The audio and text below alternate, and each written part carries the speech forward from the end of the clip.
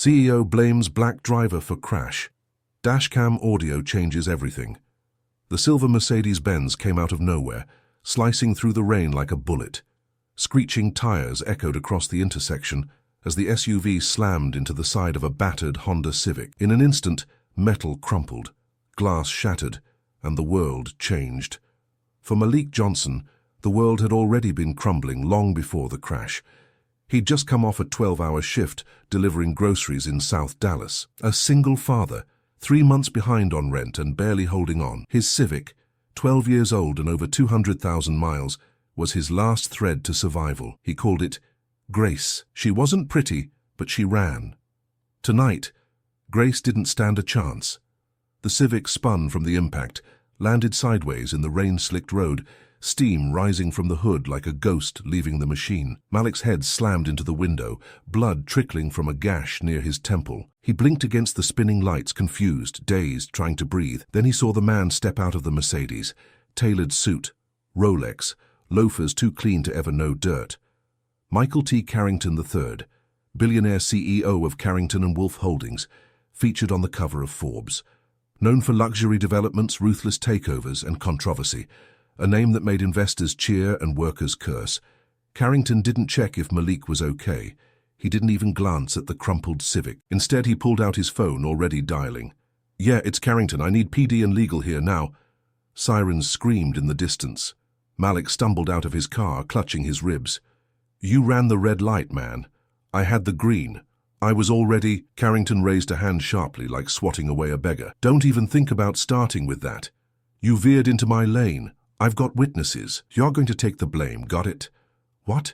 No, I didn't." Carrington leaned in close, voice low and venomous. "Look around. You really think they'll believe you over me?" Malik's breath caught. Rain dripped from Carrington's umbrella, each drop feeling like a countdown. Moments later, 2 squad cars pulled up, then an unmarked black sedan. Carrington's lawyer had arrived before the paramedics. The officer on scene, a young white cop named Torres, looked between the vehicles. His hand instinctively rested on his holster when he approached Malik. Carrington stepped in, all charm now. "Officer, thank God you're here. This man ran the light. I tried to swerve. You can see the damage to my vehicle. He hit me hard. I've already called my insurance. I'm happy to cooperate in full." Torres nodded slowly. "Sir, we'll handle this. Please wait by your vehicle." Then he turned to Malik, suspicion in his eyes. "You armed?" Malik raised his hands. "I'm not. I was driving home from work. I swear he ran the light." "That's so. Any dashcam footage?" Torres asked. Malik's mouth opened, then closed. "No, I can't afford one." Carrington, just within earshot, chuckled. Loud enough. Torres scribbled something down. Another officer began measuring skid marks. One more took Carrington aside, chatting quietly. Malik stood alone, bleeding, shivering, powerless, until a voice called out from across the street. "Actually, I have dashcam footage." Every head turned. A teenage girl, no older than 17, held up her phone. She was soaked from the rain, but unwavering. "My car's parked right there. My dashcam faces this intersection. I got the whole thing." Carrington's face went pale. Torres raised an eyebrow. "You willing to show us right now?" The girl nodded. "Absolutely. You'll want to hear the audio, too." Malik felt his knees buckle, not from pain, but from something he hadn't felt in a long time. Hope. The girl's name was Zoe Nguyen, high school junior, debate team captain, Uber Eats driver on weekends. She had a sharp tongue, sharper instincts, and zero tolerance for injustice, something she inherited from her mom, a civil rights attorney. Her little white Corolla was parked across the street, engine still ticking from the drive home. When the crash happened, she'd just pulled up from a late-night food run, chewing fries and scrolling TikTok. Then she saw it. The Mercedes slicing through the red like it owned the road. She watched the whole thing, and her dashcam saw more. Now, with half a dozen officers, 2 lawyers, and a billionaire CEO breathing down her neck, Zoe popped the glove box and pulled the SD card. She plugged it into her laptop, balanced on the trunk of her car. Malik stood a few feet away, bruised and barely steady, as if watching the only lifeboat float toward him. Torres leaned in, skeptical. Carrington's lawyer, a wiry man with slicked back hair and shark eyes, interrupted. "This is improper procedure. That footage is unverified, possibly tampered with." Zoe didn't even look up. "Tamper this," she muttered. and hit play. The screen flickered to life. Rain on the lens. Red traffic light clearly visible. Then, the Mercedes blew past the intersection at full speed. Holy... Officer Torres's voice trailed off, but it wasn't the video that made jaws drop. It was the audio. Carrington's voice, clear as day, captured in the moments before the crash. Just floor it, we'll make the light. What are they going to do? Arrest me. Then came the impact. Metal on metal. Glass exploding, and something else. Carrington's voice again, right after the crash, low and furious. I swear, if that guy tries to blame me, I'll bury him in legal hell. He won't know what hit him. Dead silence followed. Carrington turned white. Torres slowly turned to face him, one hand on his radio. Sir, I'm going to need you to step over here now. Carrington's lawyer jumped in. This doesn't prove intent, Zoe snapped. Doesn't prove intent? He admitted it. You just got caught in 4K, buddy. Malik stared at the screen. Blood still trickled from his forehead, but his eyes were wide now, locked on the grainy footage that might save his life. Carrington tried to recover. It's taken out of context. I was joking. You know how people talk when they're under investigation? Torres cut in. Yeah, I know. Another officer joined him. We've got probable cause. That's reckless driving, possibly felony assault with a vehicle. Carrington bristled. You can't arrest me. Do you know who I am? Zoe answered before anyone else could. We do.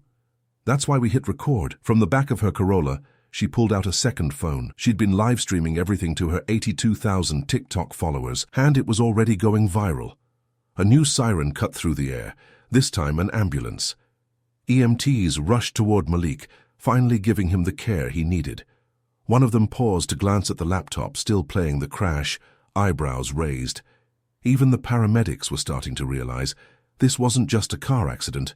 It was about to be a national headline. Carrington paced like a caged animal, barking into his phone. Get PR on this. Get social media shut down. Call the mayor if you have to.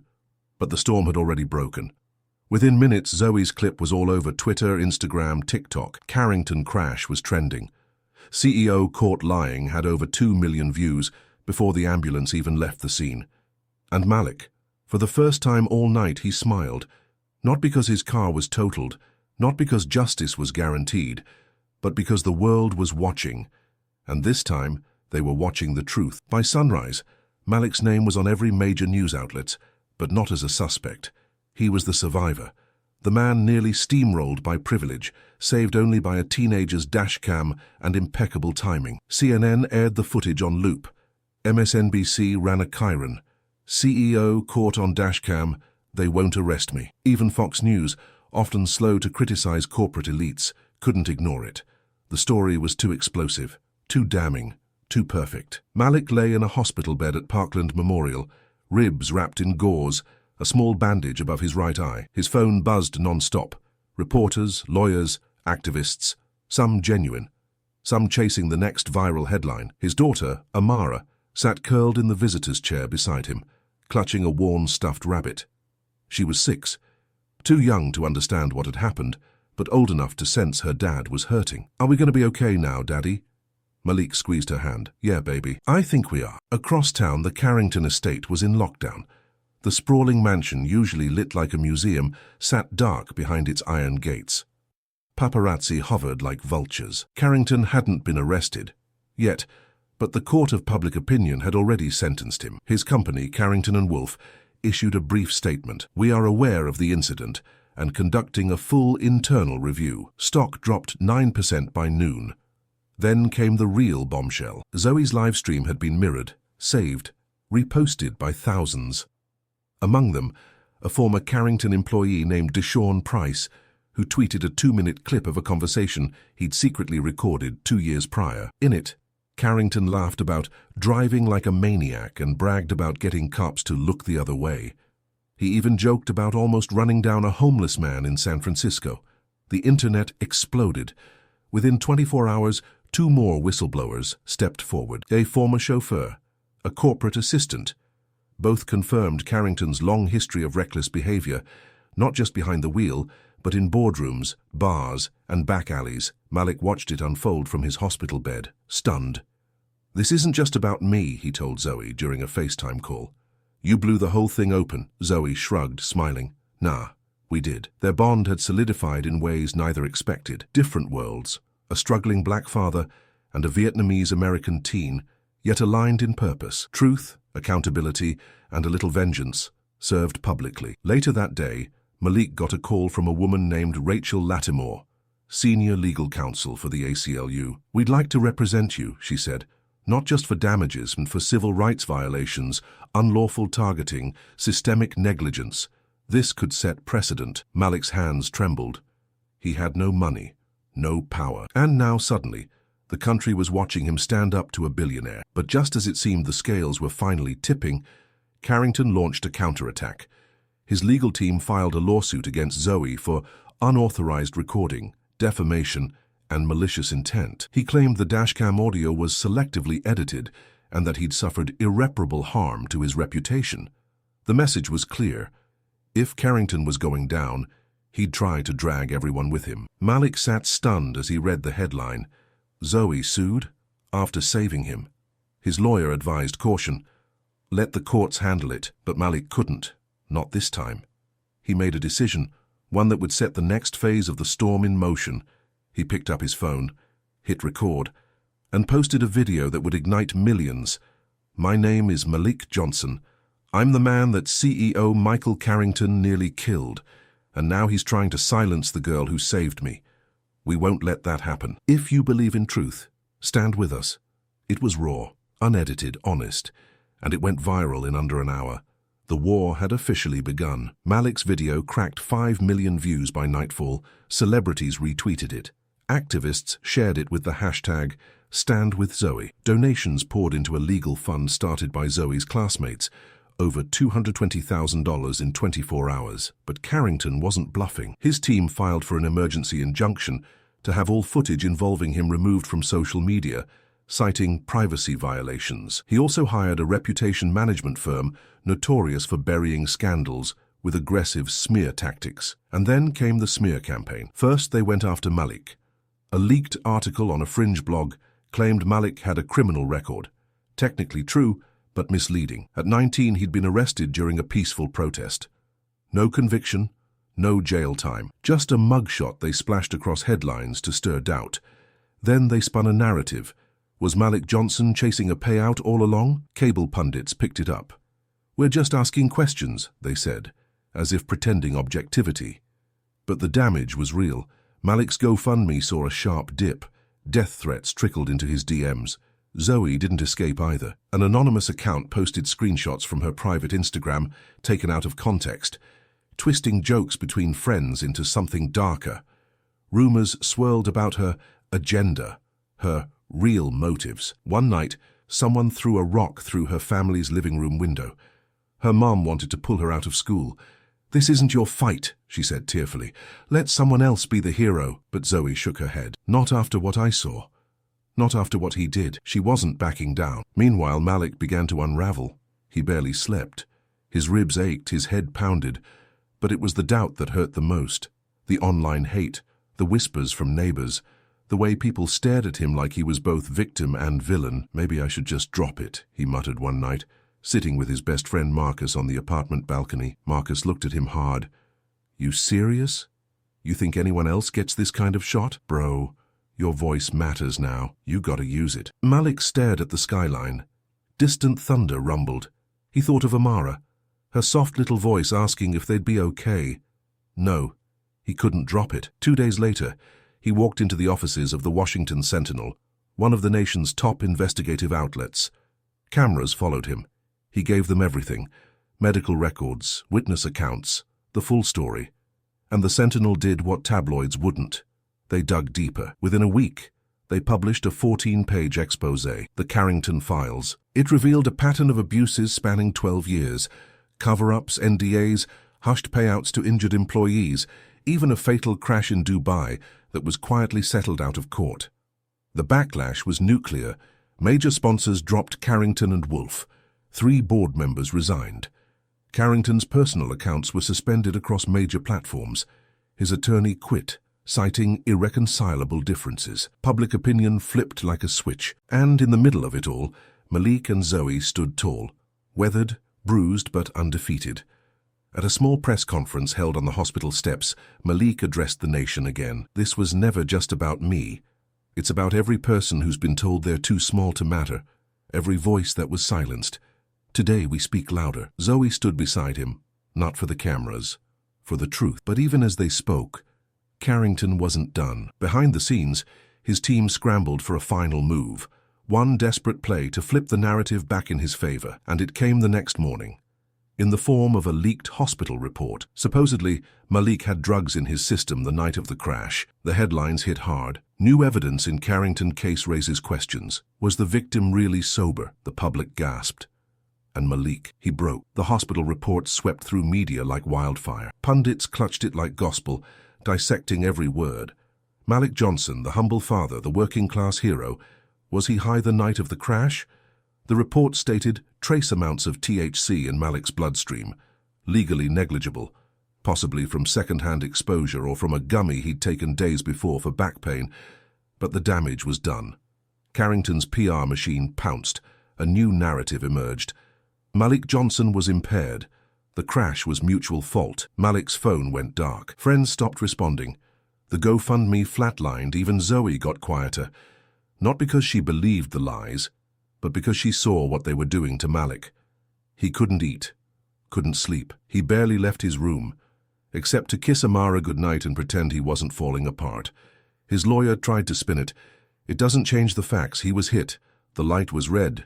We have video, audio, proof. But to the public, doubt is louder than truth. It didn't help when Carrington's team released a slick new ad, a slow-motion video of Carrington shaking hands, hugging employees, speaking at charity events. A voiceover painted him as a victim of cancel culture, targeted for his success. "No one is perfect," he said at the end, "but I've always stood for honesty, and I always will." Malik watched it play from his couch.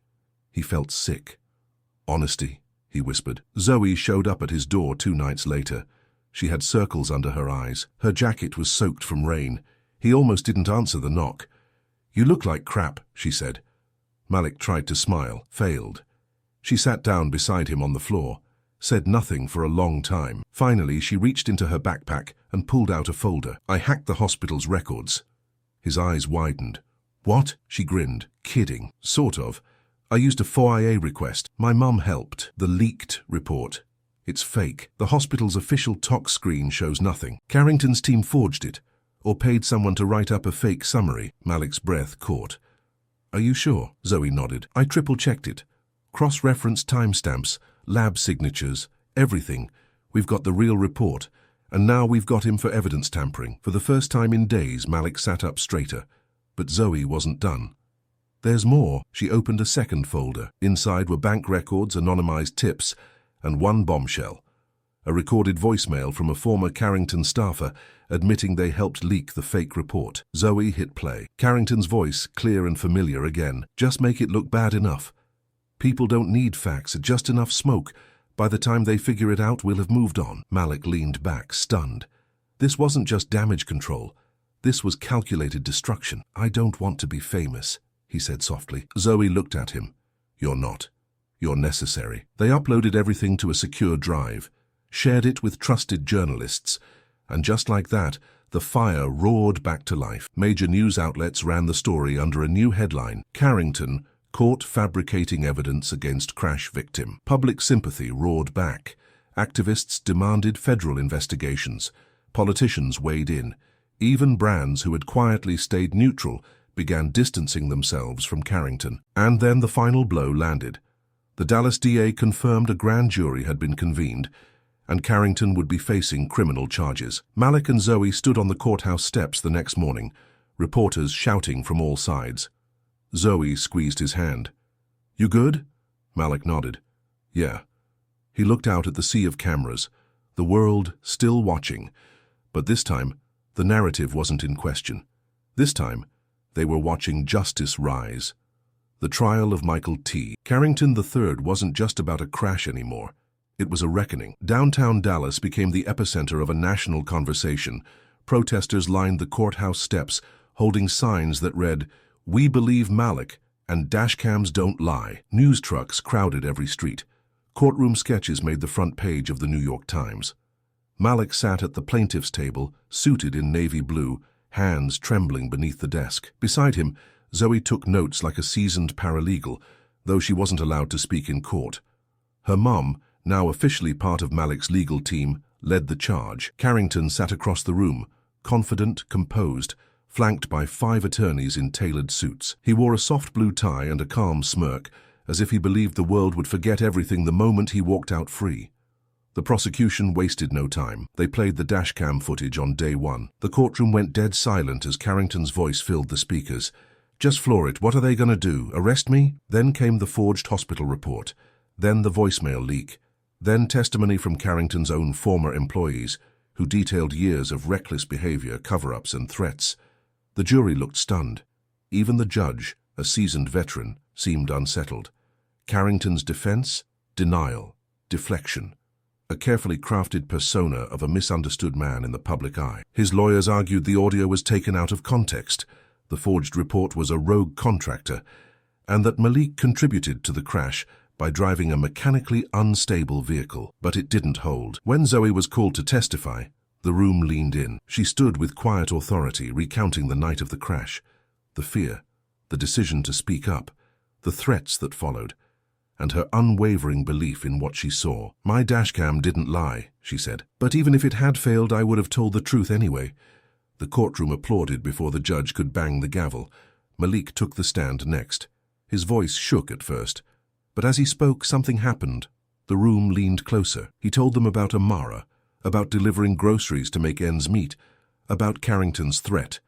"You think they'll believe you over me?" And then he said something that would headline papers the next morning. "Carrington didn't just hit my car. He hit the part of me that still believed I lived in a fair world. And I'm standing here today to say, I'm taking that part back." Even Carrington, for the first time, looked rattled. The trial lasted 9 days. On the final morning, as the jury deliberated, Malik stood outside with Zoe, watching the sunrise paint the Dallas skyline. "I'm scared," he admitted. Zoe didn't say it'd be okay. She didn't offer cliches. Instead, she handed him a piece of paper. It was a letter from Amara, written in purple crayon. "Dear Daddy, I'm proud of you. I told my whole class you're fighting the bad guy." They clapped. Tears welled in Malik's eyes. When the jury returned, the entire city held its breath. The verdict: guilty. Carrington was convicted of reckless endangerment, evidence tampering and obstruction of justice. Sentencing was set for the following month. Malik didn't cheer. Neither did Zoe. They just exhaled. A deep, soul-cleansing release. Justice, for once, had kept its promise. The day of sentencing felt different. There were no screaming headlines, no overflowing courthouse steps, just gray skies over Dallas and a quiet tension that clung to the air like humidity before a storm. Malik sat in the back of the courtroom this time. Amara nestled beside him, drawing butterflies in a sketchbook. Zoe was in the row behind, flanked by her mom and 3 members of the high school debate team who'd become her impromptu security detail. Carrington entered in handcuffs. The illusion was finally gone. No Rolex, no designer suit, just a standard-issue jumpsuit, shoulders slouched under the weight of reality. He looked smaller, older, like a man who had spent his life running red lights and now couldn't remember how to stop. Judge Wexler, known for her no-nonsense approach, wasted no time. "Mr. Carrington, you used your wealth and power to manipulate truth, silence witnesses, and endanger lives. You showed no remorse. You attempted to bury a man with lies. And when confronted with the truth, you retaliated instead of repenting." She paused. "For the charges of reckless endangerment, evidence tampering, and obstruction of justice, this court sentences you to 12 years in state prison with eligibility for parole after 8. Gasps rippled through the gallery. Carrington didn't flinch, but Malik saw it, the slight twitch in his jaw, the flicker of panic in his eyes. He was finally feeling what Malik had felt the night of the crash, helpless.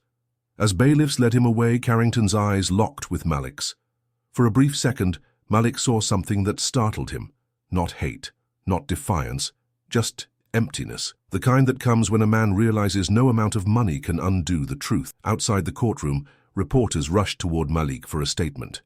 He held up a hand. "I don't want to talk about him anymore." He lifted Amara into his arms. "I want to talk about her, about moving forward." Zoe stepped up beside him. "We're launching a non-profit. It's called Signal Green. It'll fund dashcams and legal aid for working-class drivers, especially those targeted because of race or income." Malik nodded. Nobody should have to pray for a teenager with a dashcam to save their life. The crowd erupted in applause. Weeks passed. The media moved on. Other scandals rose. Other stories took over the feed. But Malik's life didn't return to normal. It became new. He got a call from a local rideshare company. They wanted to offer him a role in policy development. Another call came from a city councilwoman asking him to speak at a justice reform forum. Zoe was awarded a National Civil Courage Scholarship. Her TED Talk, The Power of Bearing Witness, hit 10 million views in a week. They didn't ask for fame, but they used it. One late night, Malik and Zoe sat on the steps of her school after a speaking event, drinking lukewarm coffee. "You ever wish none of this happened?" she asked. He thought for a long moment. "I wish Carrington hadn't hit me. I wish I hadn't had to explain to my daughter why people lie to stay in power. But I don't regret fighting back. I don't regret you." Zoe smiled, blinking hard. "Me neither." He looked up at the stars, finally able to breathe. Sometimes justice didn't come on time. Sometimes it arrived late, bleeding and tired. But when it came, it changed everything. A year passed, seasons changed, headlines faded. But the echoes of that night, the crash, the footage, the fallout, never truly disappeared. In South Dallas, something remarkable bloomed from the wreckage. Malik stood outside the newly opened Signal Green Community Center, a modest but vibrant hub offering legal aid, driving safety workshops, and free dashcams for underserved residents. His name wasn't on the building, that was by choice. "This isn't about me," he said during the ribbon cutting.